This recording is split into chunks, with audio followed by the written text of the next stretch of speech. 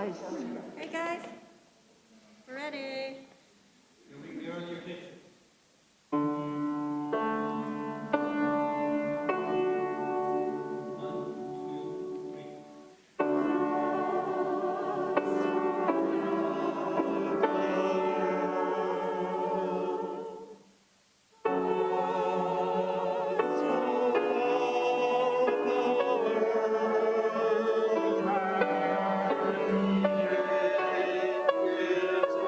Thank you.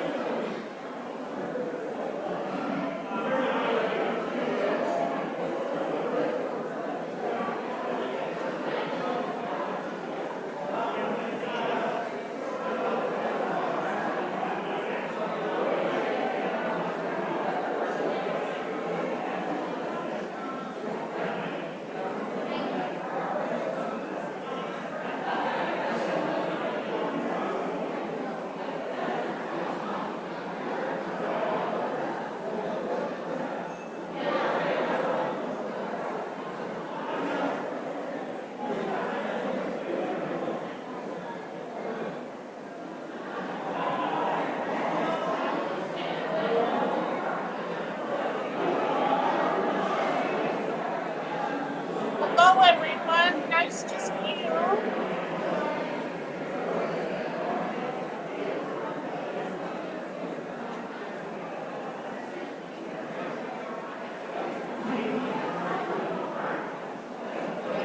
Church.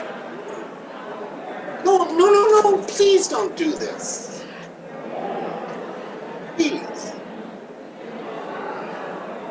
Now that's the church.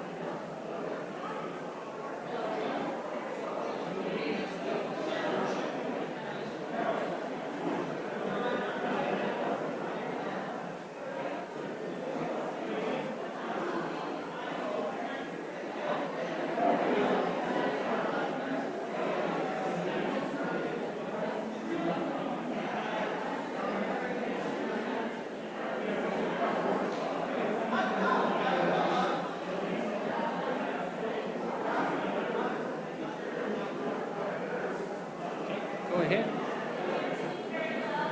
Short breath.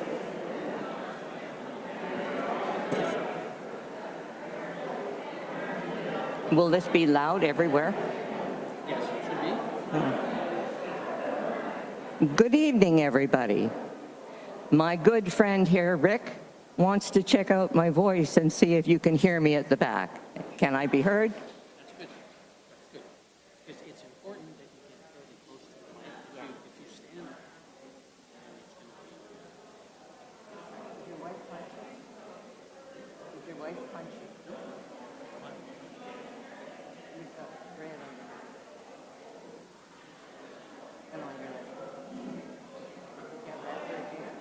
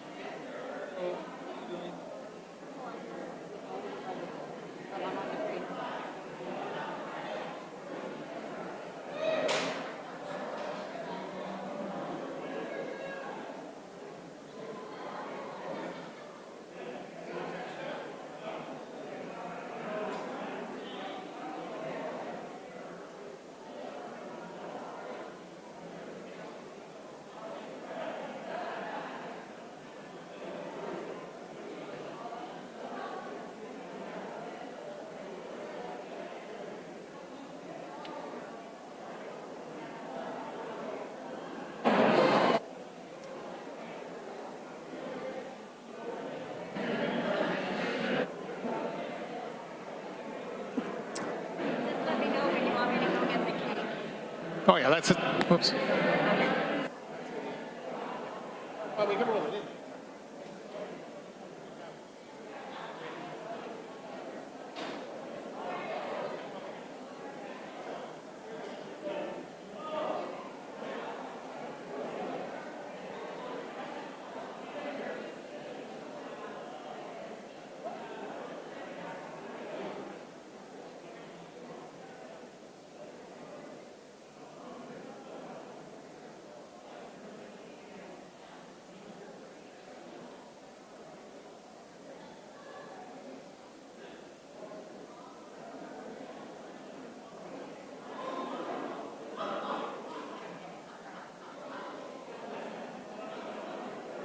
Okay, I'd invite you to come and find a seat.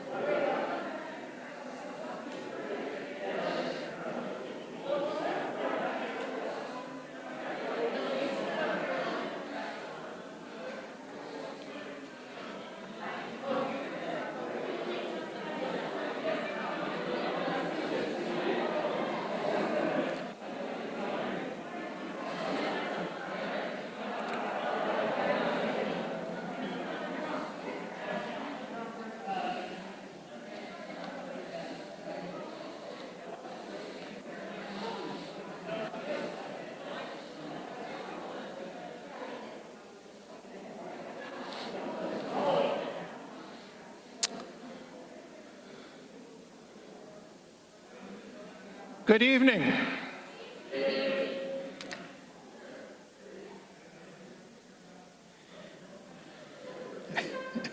How many times do you think I'm going to have to say it? Good evening. You could do the old camp trick of putting your hand up. Well, welcome. For those that don't know, I'm Paul Dillman, and I'm the United Church minister here, into my 20th year. And so it's wonderful to have this event. And Riverside Churches in 2019 was the 50th anniversary. And because of some changes in ministry in the fall of 2019, we put off a celebration of the 50th anniversary till the spring of 2020. Well, we all know how bad a plan that was. We didn't know that at the time. And so now in the fall of 2022, we're here to celebrate the 50 plus years of this partnership and ministry between the Church of the Resurrection and Riverside United Church. But it also is a time, because in the meantime, the Church of the Resurrection has disestablished, and so it's also a time to celebrate just overall and to have that sense of closure and saying goodbye to one another, not as friends, but as in a formal partnership together in this building. So I want to acknowledge that the planning group for this tonight has been Catherine Smith, Louise Shiga, Linda Barrett, who is homesick, Wendy Graham, and early in the process in the spring, Michael Garner and I offered support to the planning process, but most of the work was done after Michael and I were bowed out.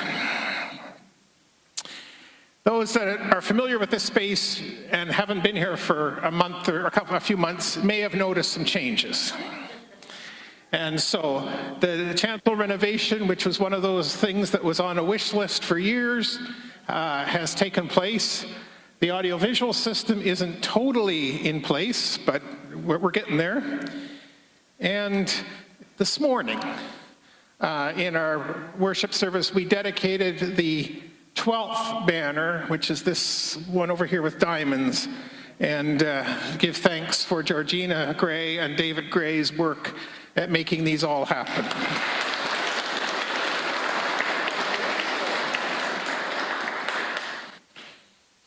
So I just want to get a sense of who's here tonight. So We have color-coded name tags, but I can't see them. So how many who are here tonight have been part of COR, Church of the Resurrection? Okay. Okay, and how many have been part of Riverside United Church? I think COR has us outnumbered, but anyway, that's okay. And what I'd really like to know is how many people have been here for the whole 52 plus years?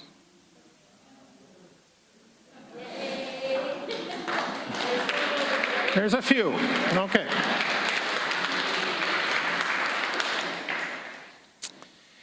Now, we do have some folks that have worked in this building who are here tonight, and I'm not sure I think I know who all those are, but I do know that in terms of ministry folks, the ministry people that have served Riverside United Church, it's a small group, and we're well represented because George Marr's here.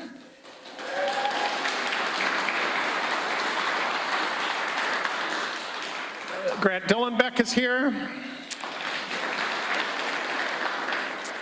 And I'm here, and I don't, is Ken on Zoom? Ken's probably watching on Zoom, Ken Robinson, so, yeah. And in terms of COR clergy, I know that I'm going to get this, where to start. I'll start backwards. Michael Garner's here. Rick Durrett is here. Peter Crosby's here. And Daphne Thomas is here. And we certainly hold. And I just met Nancy, who is Ralph Smith's daughter. And so we're grateful for her to be here as well. And I also acknowledge that Tim, I can't think of your last name at the moment, Kehoe. Tim Kehoe is here, who is at St. Thomas now. So we're grateful for you to be here, Tim.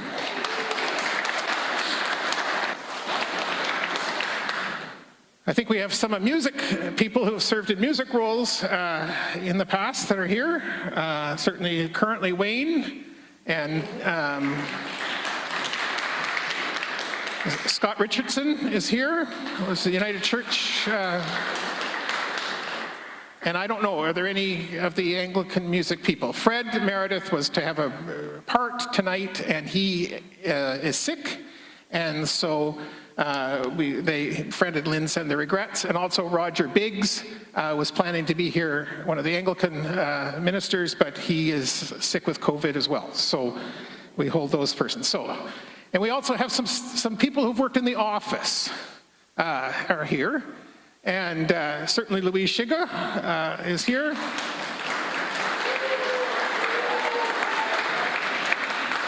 Laurie Morrison, who worked in the Anglican office more recently, is here. Any others in the Anglican office folks here? Okay. In terms of the United Church office, Louise Madeire's here. Or Lou. And as I mentioned, Linda planned to be here but was sick, and I know Ann Sanigan is watching on Zoom, so we say hello to Ann. So, and then there's all the rest of folks, but I just wanted to highlight those folks that have been in staff roles in the building. Oops, I was supposed to show that then. Okay, so I thought we would sing together to begin, and we're going to sing the hymn, "Blessed Be the Tie That Binds."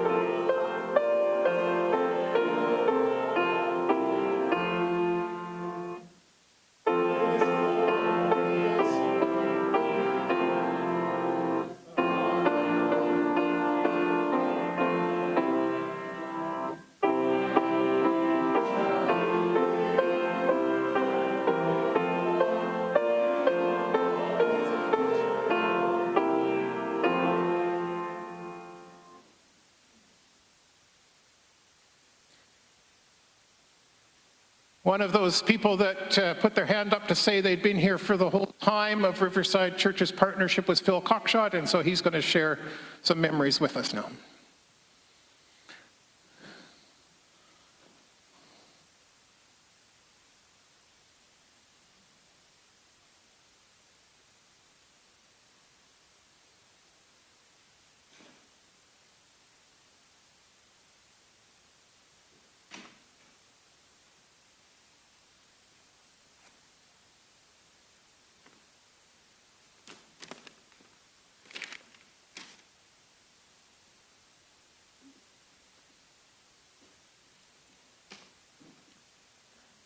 Riverside Park evolved remarkably suddenly. The Riverside United congregation was established in 1960, meeting in Brookfield School. The Anglican parish of the Church of the Resurrection was established in 1964, in meeting in General Vanier School. The union between United and Anglican churches seemed imminent at this time. The proposal of joint use building followed naturally, and an outstanding property was available courtesy of the United Church. The meetings in our rectory basement at 664 Hartman Crescent was established in 1964. Detailed plans were developed in 1966 and went out to tender. Alas, the building was too expensive, and we tore up the plans and started all over again. A more simple layout was proposed by Hans Stutzer in 1967 and came out in at a little over $200,000. Vigorously supported by Ken Robinson and George Bickley. There was a go decision by both congregations in 1968. The sod turning was in the spring of 1969, and the first joint service was in late 1969. Wow.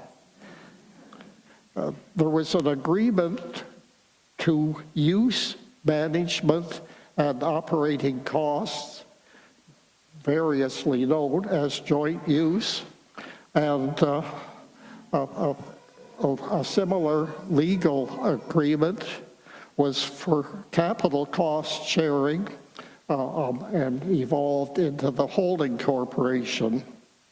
John Clark and Dan Chilcott collaborated, and we lived happily ever afterward.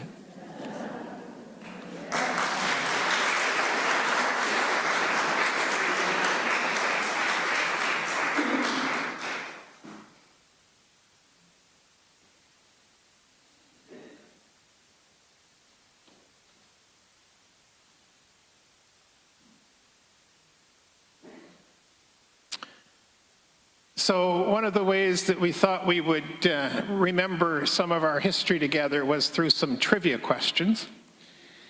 And so the first question is, which pair of ministers served together for the longest time? And I'll give you, there's four it's kind of multiple choice. So was it Paul Dillman and Richard Durrett? Wayne Thomas and Grant Dillenbeck? George Bickley and Ken Robinson? or George Marr and Ralph Smith?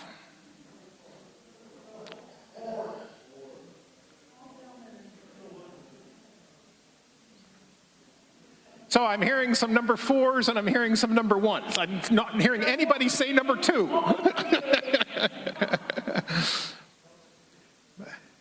I thought it's number 1.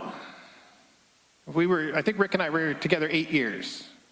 So according to, anyway, so George, do you know if there's a longer period? Did you work with somebody longer? Okay, okay. Next question. Whoops. Forgot to do my fun animation on the 4th answer here. Which combined worship tradition existed for the longest time? The Sunday after Thanksgiving and Sunday after Easter combined services? Good Friday?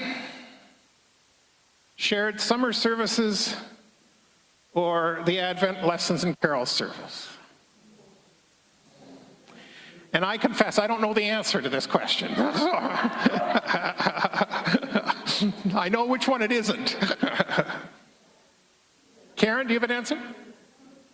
Number 4? That's what we thought. So, okay.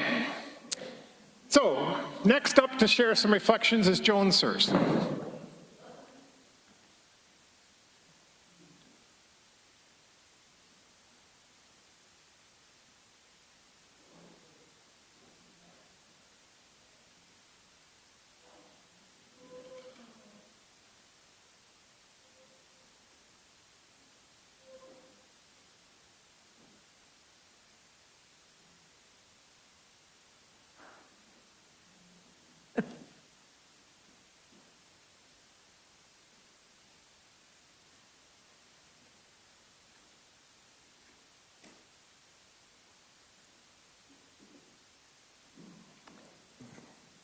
Greetings all.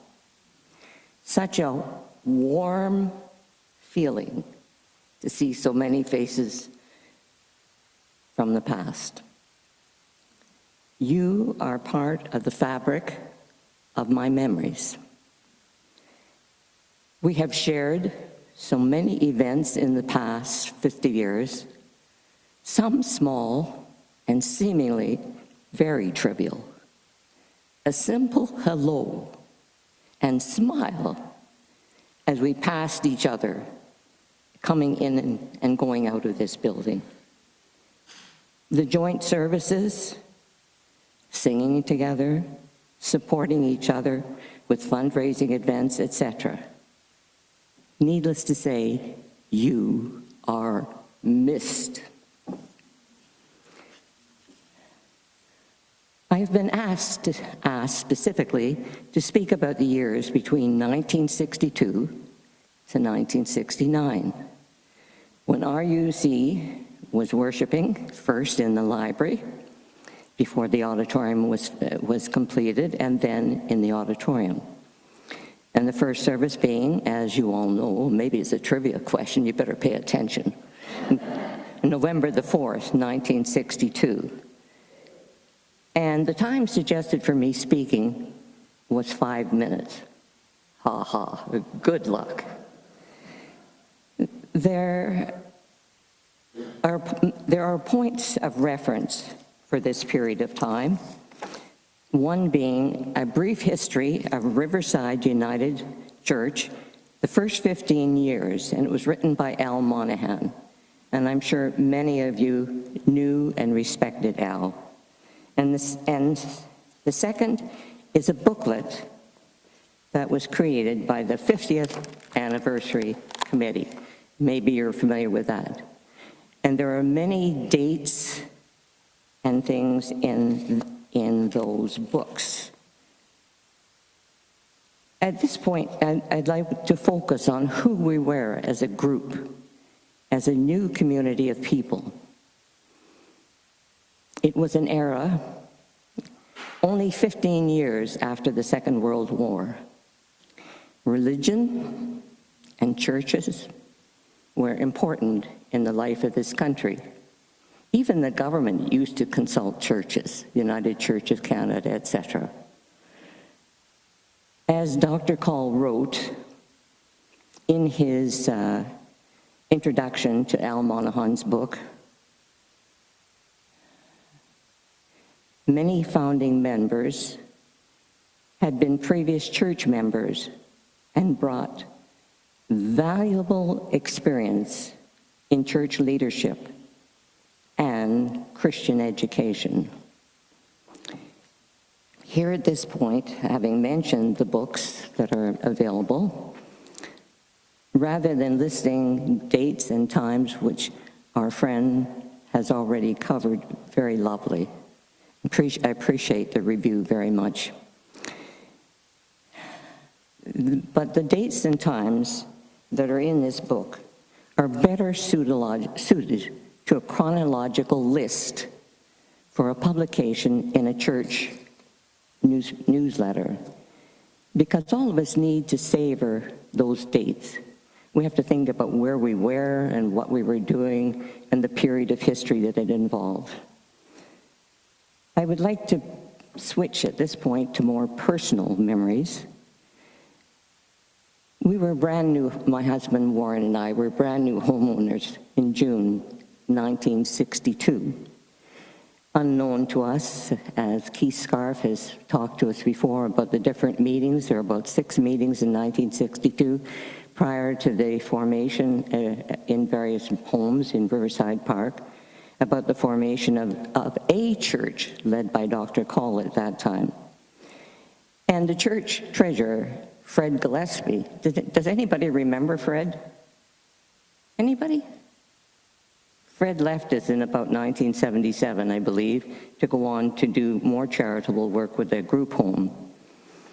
But Fred turned up in our living room saying, if you don't have money to donate, you can help. And I think that's what Paul was talking about this morning. I actually remember what I heard this morning. To put that in perspective of the times, you know, that we were put it in perspective.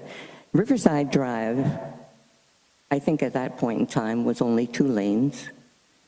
Driving up McCarthy Road on a shortcut going to the airport to pick up my mother-in-law, you know, I nearly ran into a cow. The road was just gravel and mud. And likewise, driving to work at night, you know, beside Holy Cross Church, there was a bush. And one night I almost ran into an owl running into my windshield.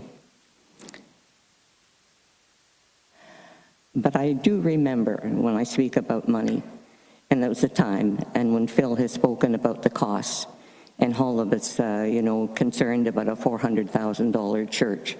A traditional $400,000 church, over $400,000 church. And when Hans Strutz came forward with this simplistic design that we sit in today, that is realistic for today, isn't it marvelous, the forethought that went into that decision 60 years ago? But just to put it, again, to put perspective, you know, for years my husband had a recipe card, which is half the size of these cards, underneath the blotter on his desk. And we were newly married. And he was a brand new school teacher. And school teachers, perspective again, over 40,000, he was making less than $5,000 a year. He was making maybe 4,800. So we were very good at budgeting. I can remember that this little recipe card said, by the time we paid the down payment on the house and bought stove and fridge, we would have the lordly sum of $10 left over. So certainly a lot of us were going by faith back in those days, just like the church did. We went forward by faith. There was one particular meeting in Brookfield that stands out in my mind, and all of you knew Helen Waddell, or know Helen Waddell. And I'm standing on one side of the auditorium, and she's over there. And to this day, I see her standing there, and she and Dawn may be together. and vehemently stating, when it came to accepting the design, that we needed to we should build realistically to meet our incomes. And gave the example, they drove a Volkswagen. Isn't it amazing how some things stand out in your mind? I see that picture so vividly, Helen, having the courage to stand up and state an opinion. The other thing that stands out in my mind is that in the anniversary booklet, we talk about the number of children that were involved in Sunday schools. And if you think of Brookfield High School, and at one point, this church, Riverside United, actually had an enrollment of over 300 children in Sunday school. You know, it gives me nightmares thinking about 300 kids running up the driveway all at the same time. Anyway, the point of all this is, there is such power in history. In our sharing of 50 years, we leave an example, a precedent, a legacy that sharing can be done. Hopefully, future generations may choose to follow.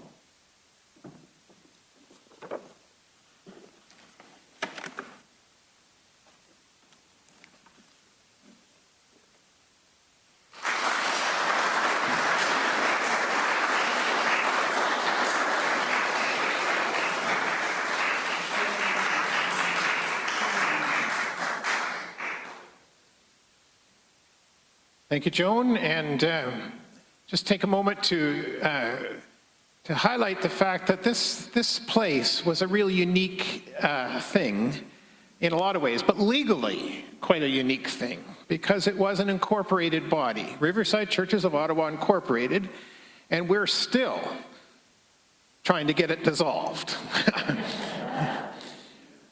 But there was a joint holding corporation that would meet at least once a year. And so how many who are here tonight ever sat on the joint holding corporation?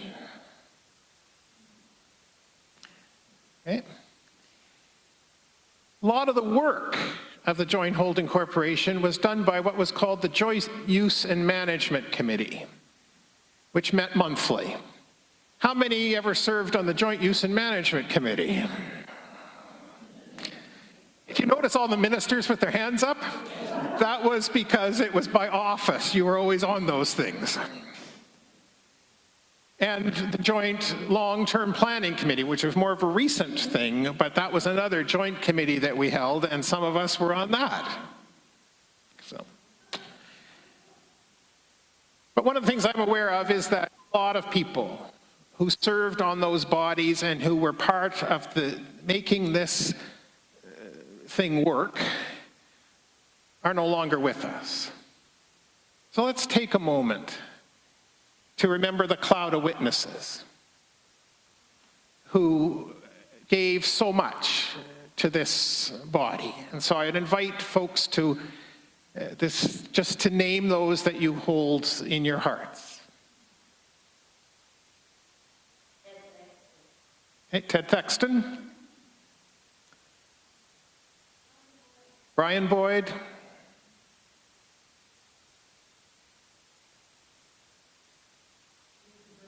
Cease to Brittany. Yeah.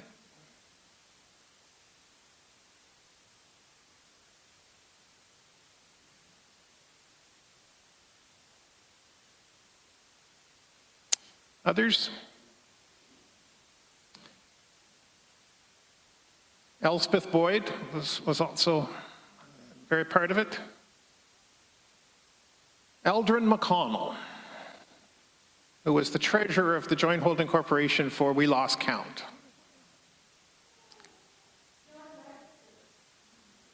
John Webster, yep. John Fisher.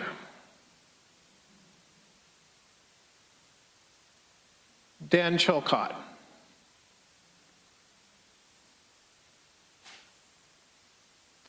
And then there are those persons in ministry who served here who, as well, who have died.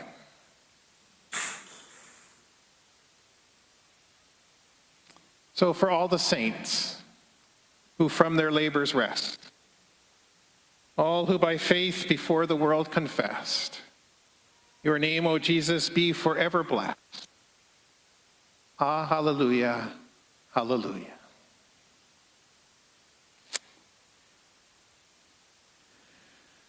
So, speaking of joint use and management, approximately how many joint use and management committee meetings was the idea of a new road sign discussed before it happened?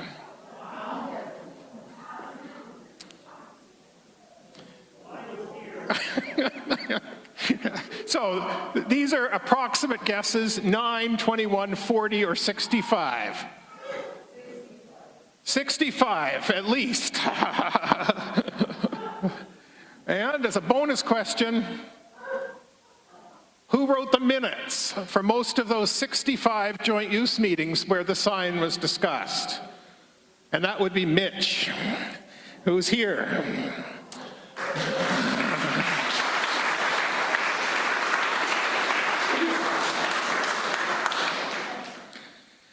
One of my favorite memories of joint use meetings was one night we were gathering. We always met in room 5, and one night we were gathering and we realized that there was some suspicious activity happening by 2 vehicles over in the corner of the parking lot. And it was Bob Whitley who said, "I think that's the other joint use and management committee."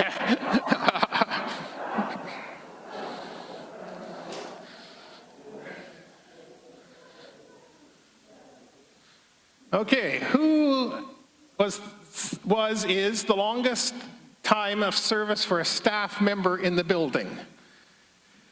And I'll confess right away, I'm not sure on the answer on this one either. Was it George Marr as the United Church minister?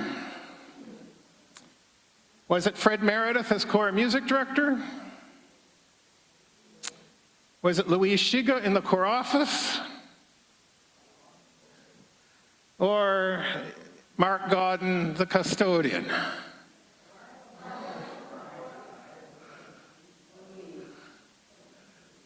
So I don't know the answer. Louise, how long did you work here in the office?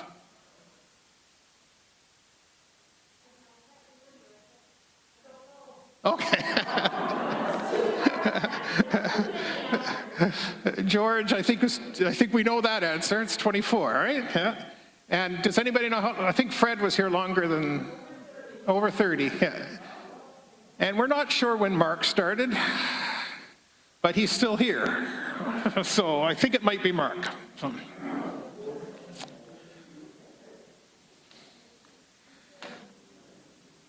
Okay, so one of the long-standing friendships and partnerships that happened in the building was between the choirs. And so tonight, the folks from the choirs have practiced quickly this evening and are going to sing for us.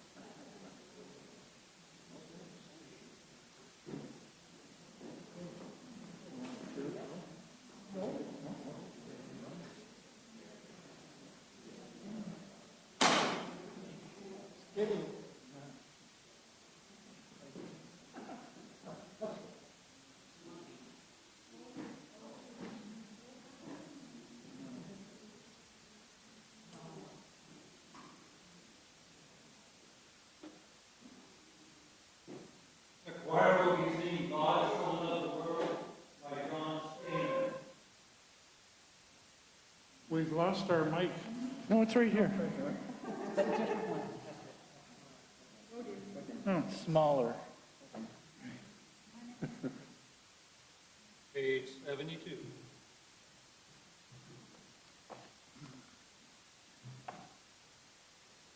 Here is your chord.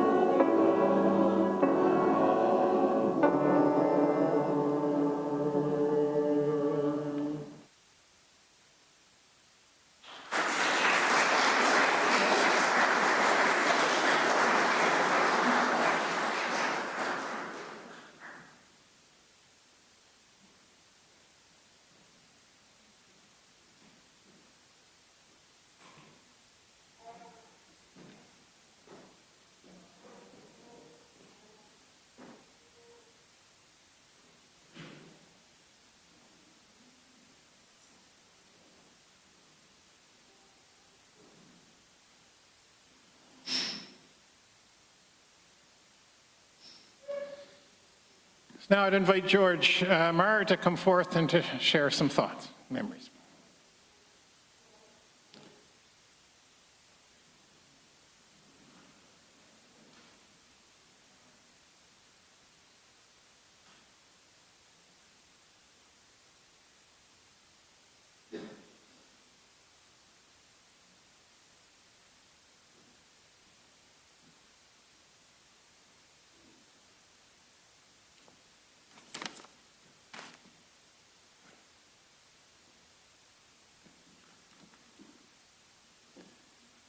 When I responded to an invitation from Wendy Graham to speak at tonight's gathering, there were really no instructions given, and all I can say is it's longer than a prayer and shorter than a sermon. I'm happy to be here tonight to join in this remembrance and this celebration of the partnership that went on for 50 plus years between the Anglican Church of the Resurrection and Riverside United Church, a partnership in which I was directly involved during my 24 years here. For me, it all began back in 1977, when I first announced to my congregation in Scotland that I was going to be leaving Scotland and going to Canada. Some of them just rolled their eyes. Others shrugged their shoulders, and still more heaved a great sigh of relief. When I told them that after 16 years with the Church of Scotland, which was strongly Presbyterian, and heading for the United Church of Canada, they thought that I might be losing it. When I further told them that the congregation to which I was going was one that shared the building with an Anglican church, they were certain I had taken leave of my senses. I have to admit there were moments when I agreed with them. And I never did disclose to them the fact that within a few months I would be sharing in a worship service at Holy Cross, the nearest Roman Catholic establishment. Any doubts that I had about entering into a shared agreement with another congregation at first troubled me, because I knew the difficulty you could have with one congregation in a building, and really didn't fancy doubling the risk. But when I appeared here, I realized that in fact the two congregations were coexisting. They were living together in peace and harmony, and work was being done, sometimes separately, sometimes together, but always it was being done, and done well. You know, the more I heard and read about the early days, the planning for this project, the endless discussions, the meetings, the proposals, the counter-proposals, the motions, the amendments, the change of direction. I thanked God for those clergy and lay people who had borne the heat and burden of the day, and marveled at the determination to get the job done and to provide a church which would be a sanctuary, a place of worship, and a meeting place for church people and others who lived in the area.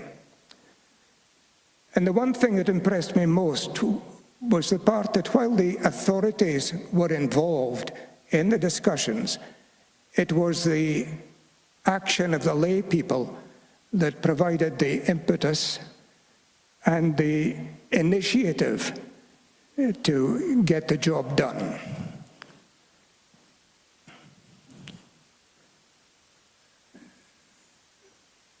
Just for some moments, perhaps a few comments about the shared building. I'm not proud of it, but somebody once described it to me as being a triangular piece of cheese set on the ground, just because of the shape and the slope in it. I have to admit that when I saw the plan for the first building, I drooled.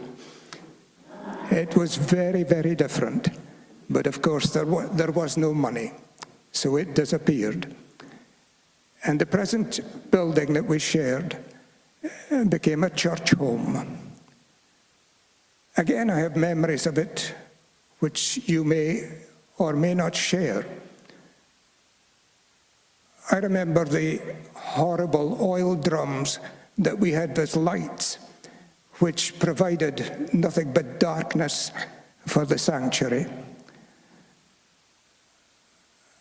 I remember the lack of office space, with 4 people being condemned to work in very limited surroundings. You know, it was hardly big enough for me to get my long carriage typewriter in. And I had brought it from Scotland as a relic of the days when typing was a school subject. The kneelers, United Church people didn't know what to do with kneelers, and so they used them as footrests. I do remember mentioning in the passing the lack of stained glass, but it was only a casual mention. I didn't go on and on about it. But finally, a sympathetic friend made me my own piece of stained glass, made from German glass or maybe even German beer bottles. And it was hanging in my office all the time I was here. I remember a choir room that was totally inadequate for everything that was happening in there, as a storage place, huge safe, and just absolutely criminal for the choirs. But what other church, when you think about it, could offer to weary parishioners for whom this sermon was just far too long, offer them the opportunity to count the concrete blocks all around the building? The sad thing was you could see them doing it because their heads were going like this. And you know, we never got an accurate answer to that question. So those of you who continue to worship here have a great opportunity to answer once and for all, how many concrete blocks are there at each wall? But this building was home to so many of us, and all sorts of activities, some weird and wonderful, took place within these walls. And it was a legacy that came to us, and it was a place where everybody was welcome and where faith was kept alive. Some of the old parish churches in England have a sign up at the door which says, "Enter this door as if the floor within were gold, and every wall of jewels all of wealth untold, as if a choir in robes of fire were singing here, nor shout, nor rush, but hush, for God is near." And I like to think that this is what we shared over all these years. But even more important than the building itself was the contact we had with one another and the relationships that developed. The fact that we were able to learn from one another, to respect one another. We were exposed to different traditions and different forms of worship and church government. And we learned to be flexible, to be adaptable, and to compromise. During my years here, I had the privilege of working with 5 rectors: Rolf Smith, Harry Brown, Robert Calderwood, Roger Briggs, and Wayne Thomas. It was suggested time and time again that this was a training ground for Anglican priests who came and went. The truth was that if anybody survived living and working with me, they would probably survive anywhere else. But I'm sure I learned more from them than ever they did from me. There were a couple of occasions that stand out in my memory when a rare courtesy was shown to me, when at the time of a pending vacancy here at Riverside, I was invited to meet the bishop on one occasion and an archdeacon on another occasion. They wanted to learn more about the situation here and how it was working out and what was going on. And while I appreciated the opportunity, I'm convinced that while the authorities listened to me, they didn't really pay any heed.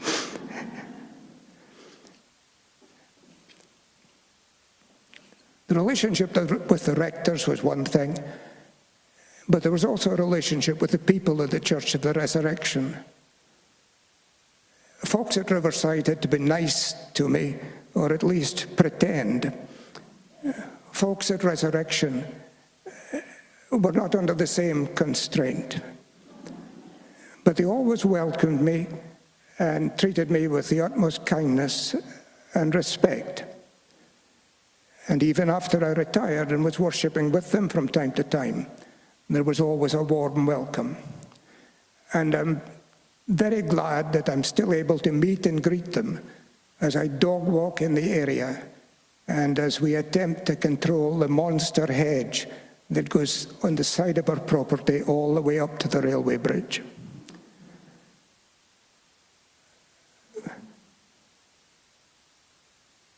A couple of instances where I was treated with great friendship and opportunity by Resurrection. I used to arrive here in the building just as the folks at Resurrection were getting ready for their second service. And a couple of times I was greeted at the door by John Singlehurst, who tended to do door duty. And I was asked if I would like to preach, just as I came in.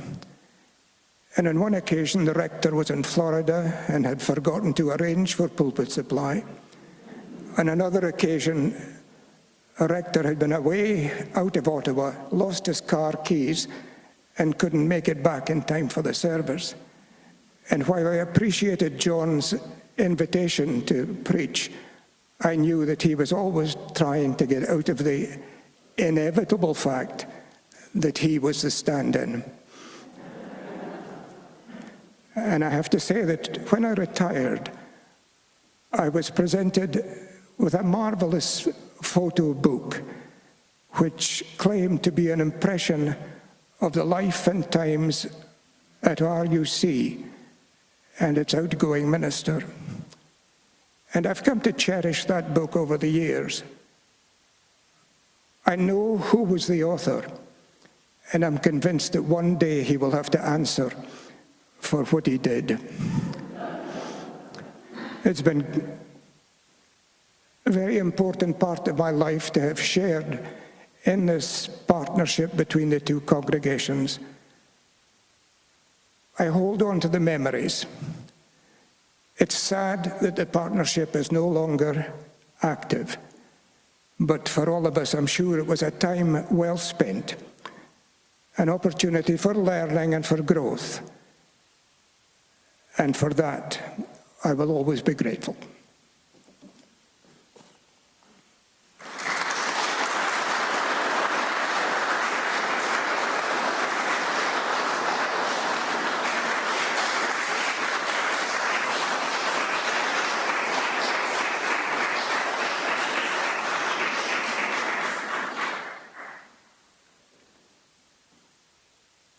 Thank you, George. So, time for some more trivia questions.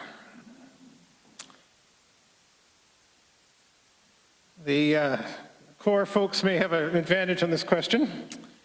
Which mythical creature was featured on the crest of the Church of the Resurrection? The Phoenix? The Loch Ness Monster? Pegasus? Or Doubting Thomas?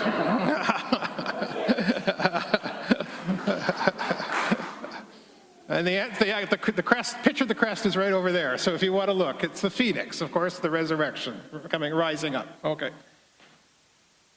Which program was a joint effort of the two congregations? Camp Awesome, which was Vacation Bible School, the Book Nook, the softball team, the Riverside Seniors card players, or all of the above? All of the above. Yeah. And I should note, Bob Merrick isn't here tonight, but the softball team came, after a couple of years of not playing, came back this year and was reinforced with folks from, which I'll talk about in a minute, Meeting House, which is another group that's worshiping here. A lot of the Meeting House became part of the team, so the team's continuing. So, and they placed first in the C division. See, which one is it? Okay, something like that. Something like that. So I don't know if you can see this picture, but what is this crew doing? Taking food to the food bank? Shopping for a messy church supper? Heading to the pause table at Carleton University? Or getting lunch ready for Rick and Paul? It's the pause table. For a number of years, we took our turns in April and in December to provide, as part of the chaplaincy at Carleton, to provide snacks and food for hungry students, and that would be about a half of what we would usually take to do that. So, how many messy church events were held at Riverside churches? 17, 26, 32, or 39?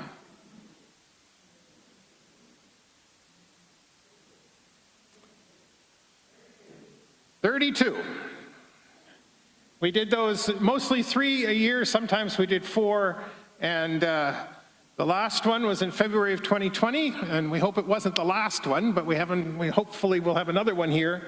But we give thanks for Patty and Leslie Corey, who are part of that, but also music that was provided, which leads us, I think, to the next question. Which famous band had its beginnings at Riverside churches? The Monkees? The Eagles? The Beatles? Or the Frogs?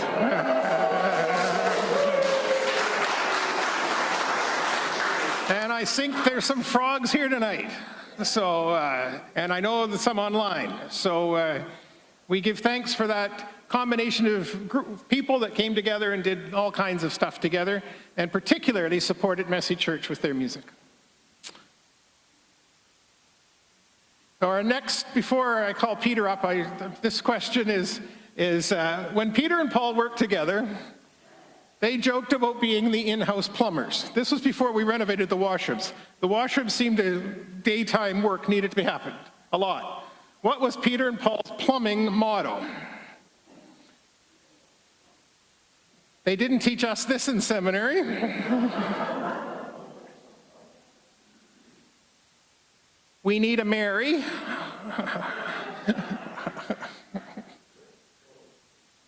What is Mark's phone number? Or one plunges, one prays. Peter, come on up and share some thoughts.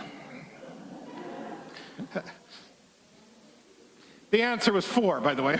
All right.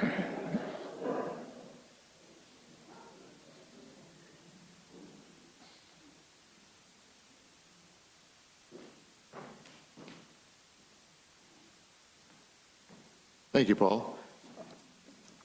I would probably like to wander around in this renovated chancel afterwards.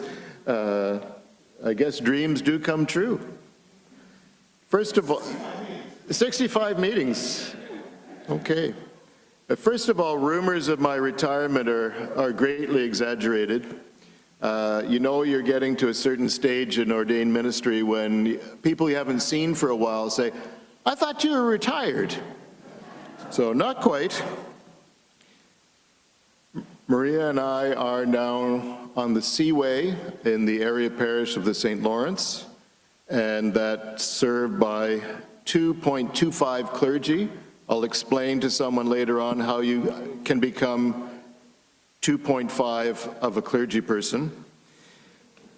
We're in Long Sault, Cornwall, and Lancaster.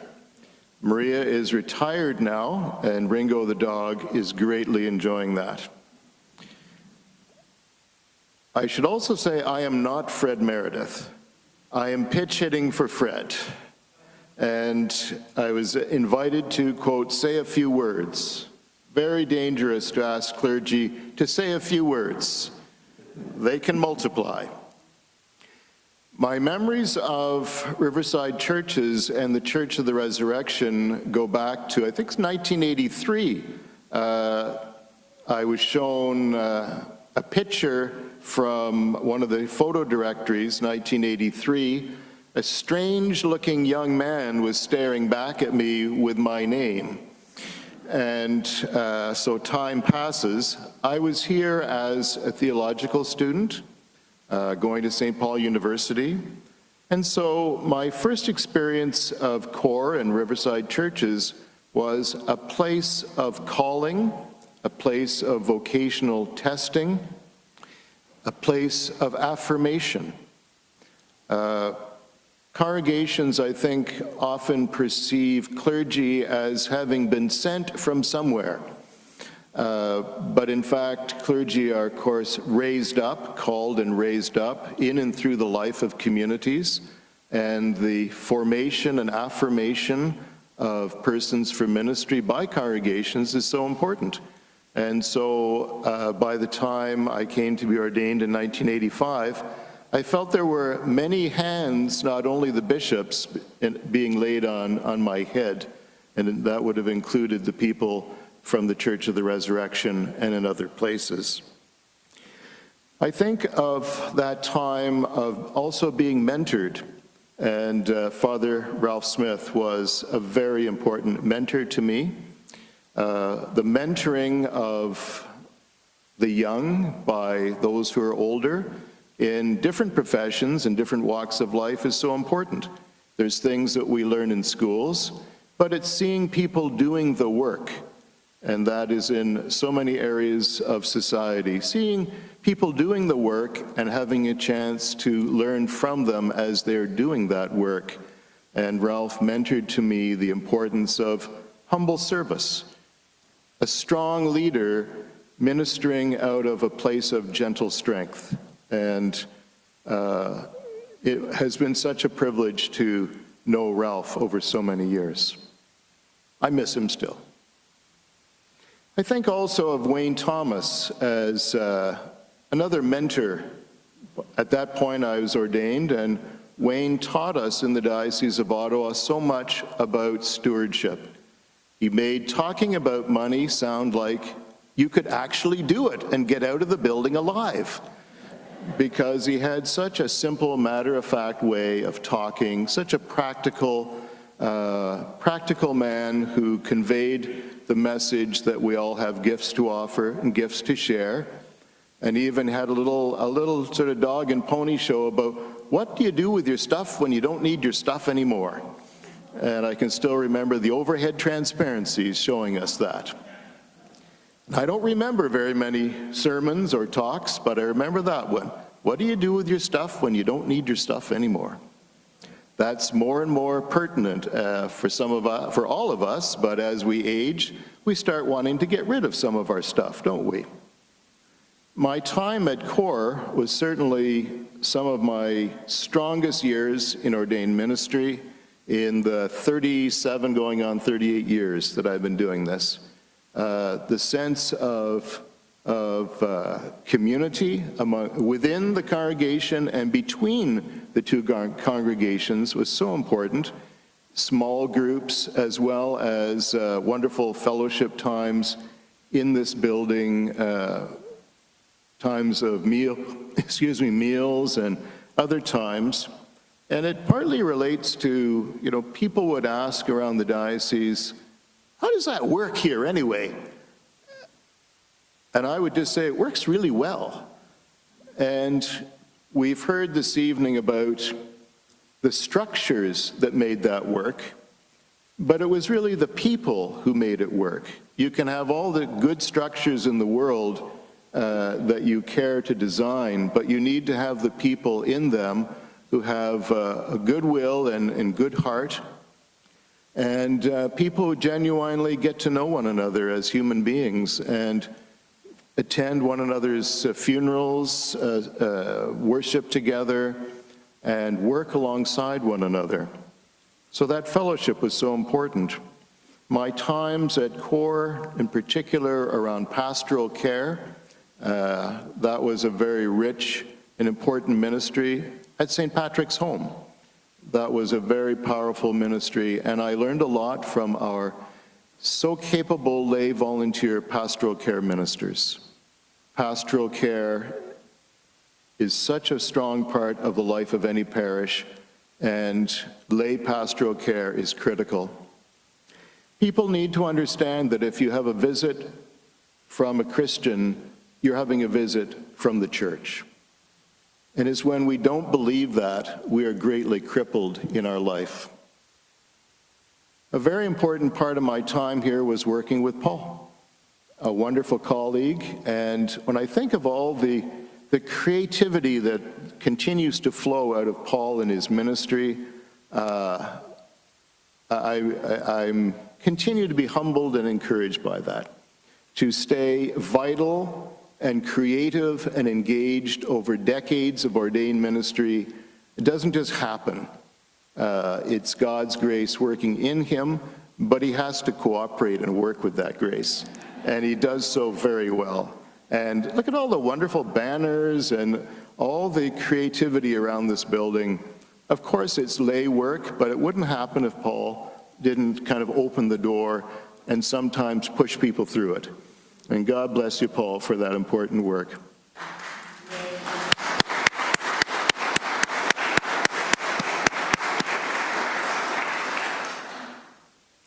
So I could ramble on for a while, and you could start counting concrete blocks, but I do want to go home eventually, and it's an hour and 15 minutes drive, so I have some control over that by just stopping.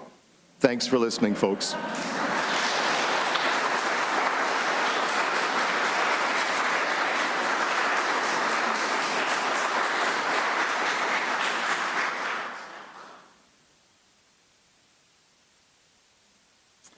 So I don't know if anybody else wants to have say anything or any other reflections.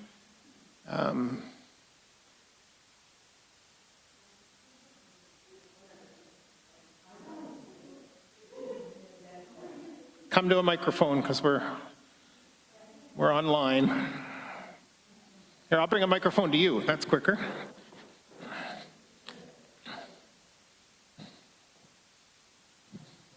Number two. Something is being...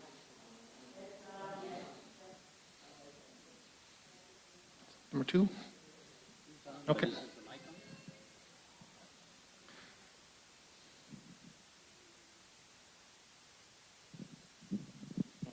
One thing that I did mean to touch on when I was speaking, and other people have spoken about it, and that is the energy that was here in the early days. And, you know, this book is a list of names and committees, and it goes on and on and on, because Al was so meticulous about reading all the minutes. But, you know, the oddest thing happened. I was reading at night thinking, you know, what to say, and reading all the different people, and I tried to collate the names of the people and the years that they were serving back in those early years, 62, 63, 64. And at the same time, when we were in Brookfield, people were going ahead and creating all kinds of different groups. And I just had the most unusual thing happen as I was reading, and I wasn't smoking pot either.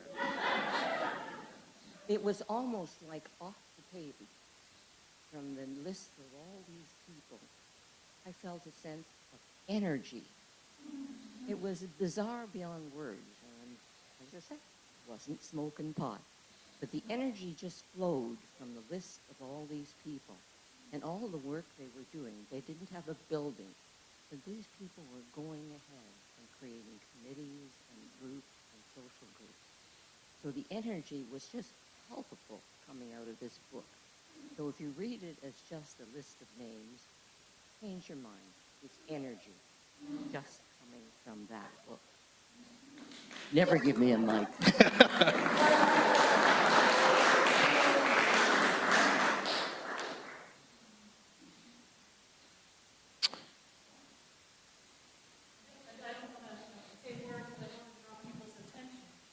I want to just draw people's attention okay, it's working now. I just wanted to draw people's attention to two fun things that you may want to look at. One is that Nancy Fode, Ralph Smith's daughter, brought one of Ralph's binders where he kept some of his things and special documents from his years at COR and other parishes that he worked in. So I thought some of you might want to come up and take a look at that. The other thing is that Bill Danson has a really, I think, quite hysterical 1983 directory that he photocopied and brought. That's where Peter saw the picture of himself as a student. But there's Ralph Smith as the rector at that time. And some of you might recognize yourselves in that directory. So just try to chase those two things down in addition to that other book that you might want to look at. Do you want to mention about Shane? Oh, yeah, I also wanted to mention that I went up and I invited Bishop Shane Parker, who is the Anglican bishop of this whole diocese. Some of you may know that Shane, when he was a young boy, came to Ottawa, and this was his first church in the Ottawa area. And some of you may remember him as a boy. I remember him as somebody of my sister's age. So, and anyway, so I went out on a limb and I invited him, and he was really delighted to be included tonight. And he sends his regrets because tonight he is in the far northern part of the diocese before Synod starts. So he wasn't going to be here today, but he wanted to say that he wished everybody well. And he wanted to especially to give thanks for the partnership the two churches had and how meaningful that was.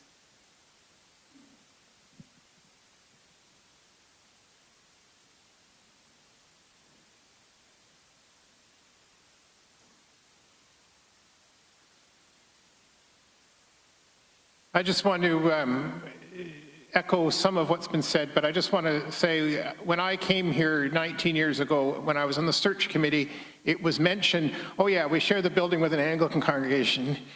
But I never really realized until I got here how important that was to the identity of Riverside and how rich that was. And I have thoroughly enjoyed working with colleagues in the office, but also with the folks of COR. And I found it very sad in 2020 when we all kind of left this building one Sunday and the next Sunday we weren't coming back.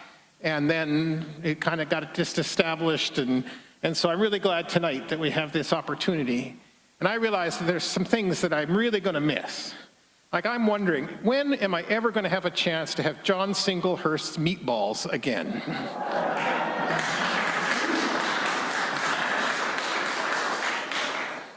And it's been really lonely the last 2 Decembers when the Riverside Park Nursery School has relied on the ministers to be Santa Claus. Well, I've had to do it twice because there's no partner to do it with. And just meeting and interacting in the office and in the hallways, it's just been such a rich experience. And so thank you all for that. I thought it would be helpful if we could get a little bit of is there anything that folks from COR and the Anglican side want to say about what's happening for you now? I know that many of you have gone to St. Thomas, and Tim is here tonight. I don't know if there's anything to say about that, other than what I just said. I know that this picture over here that's under the screen, it's on the table, is a picture of COR's banner, and it will have it will somehow be, we want to have it in this building somehow so that we mark somehow that this building was for 50 plus years the Church of the Resurrection. So we want to make sure that history is told. Anything else, Anglican side?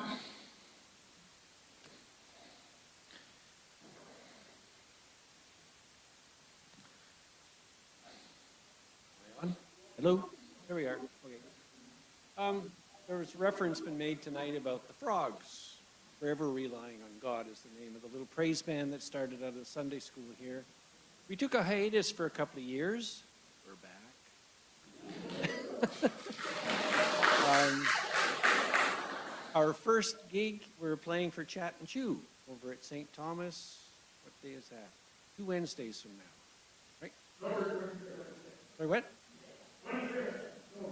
Yep. So that's our first one. So we dusted off the guitars and we got the gravel and frogs out of our throats, and we're singing again. I thought you'd like to know that. Oh, second thing, the small chapel at St. Thomas is being dedicated to the members of COR that came over there, and some of the relics from here that were COR are going to be resituated over there, and it'll be dedicated in good time. Thought you'd like to know that.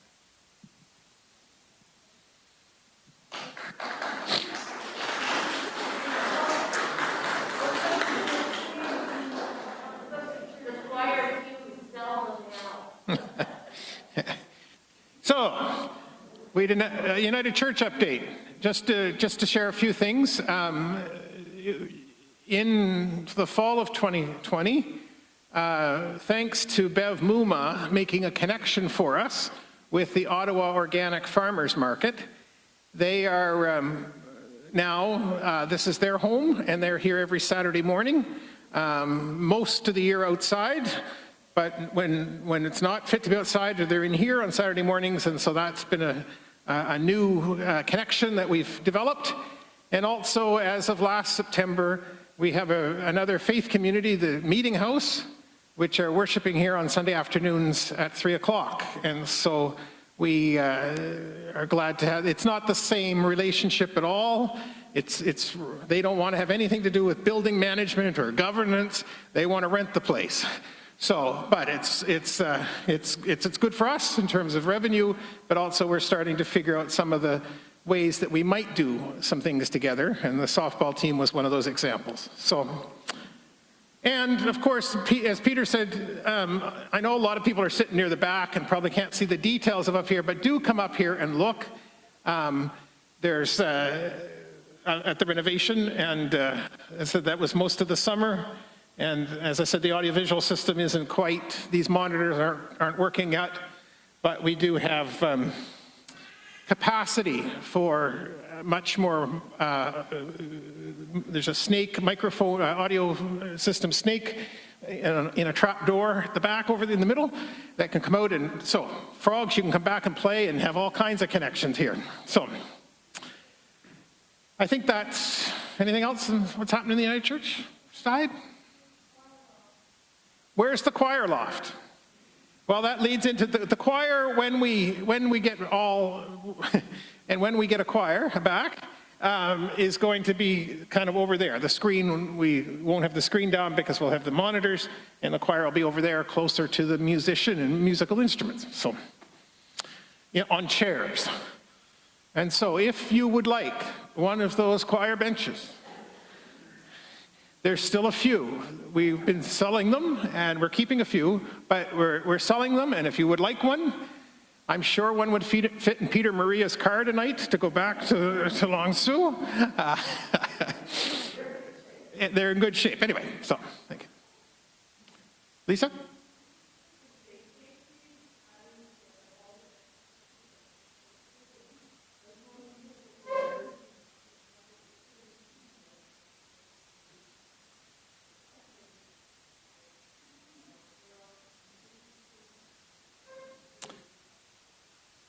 So that was a thank you for Messy Church and for the children's activities and all the things. So thank you, Lisa. Okay, we've got a cake. And we're going to wheel it in.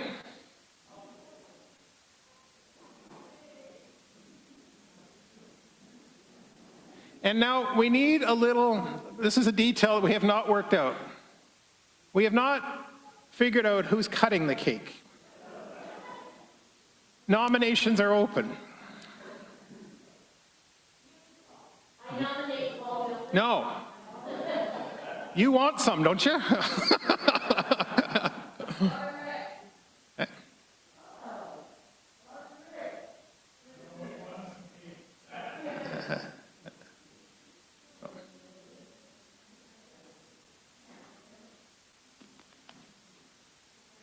It's coming. Drum roll. Oh, that's the coffee pot, sorry.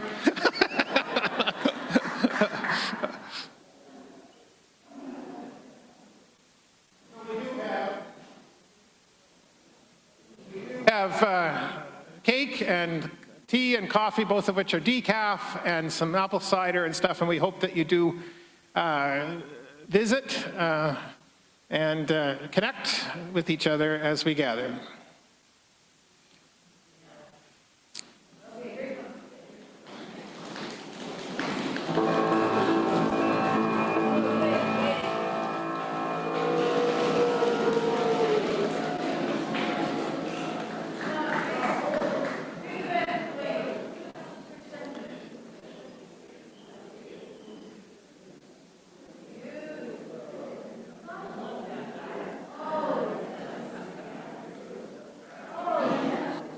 We're going to use the...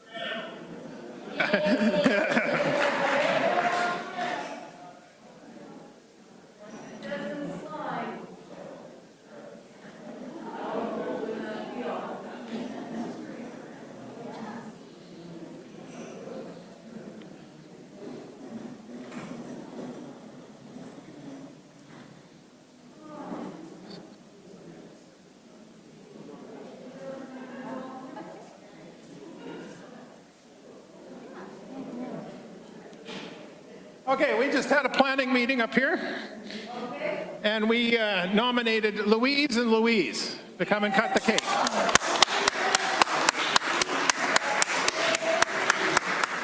Where's Louise?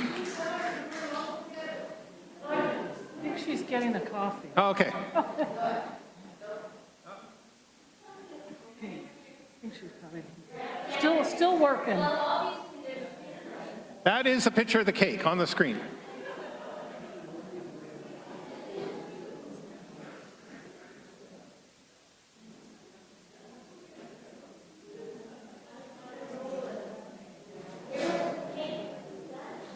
Artistic cake designs. Here comes Louise. Louise Madere, you can make your way up here.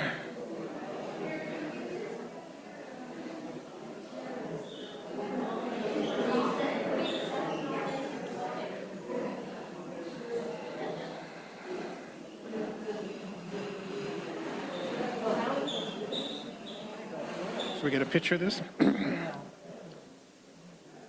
my goodness. Oh my goodness.